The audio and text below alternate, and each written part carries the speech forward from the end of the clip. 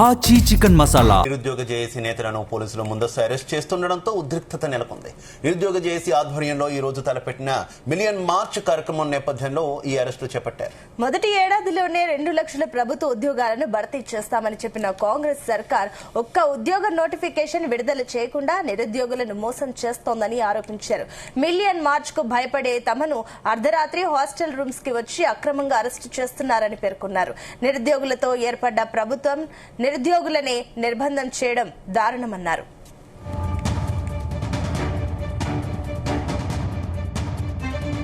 అబద్ధ హామీలు చెప్తూ మిలియన్ మార్చుకు కనీసం ఈరోజు ప్రభుత్వంలో ఉండి కూడా ఈ రోజు వరకు కూడా 11,000 ఉద్యోగాలు వేసి 1,88,818 ఉద్యోగాలు ఇంకా బాకీ ఉన్నారని చెప్పేసి మేము మార్చి నిర్వహిస్తే అడుగడుగున నిరసనలు అడ్డుకుంటూ ఇది సహజం కాదు, ప్రజాపాలన కాదు, నిర్బంధాలు గురి చేస్తా ఉన్నారు.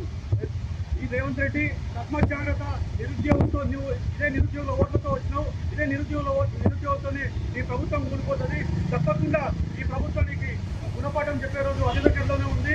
తస్మాత్ జాగ్రత్త. నీవు కనీసం అవగాహన ఉంటే, నీకు నిజంగా దమ్ము ధైర్యం ఉంటే, నిజంగా 70,000 ఉద్యోగాలు ఇప్పిస్తే టికెట్ కొత్త వర్షం చాలా మాట్లాడడం. నీ రాహుల్ గాంధీ వచ్చింది కదా, ఈ రోజు చాలా ఆలోచిస్తున్నా, చాలా లోపల మాట్లాడడం.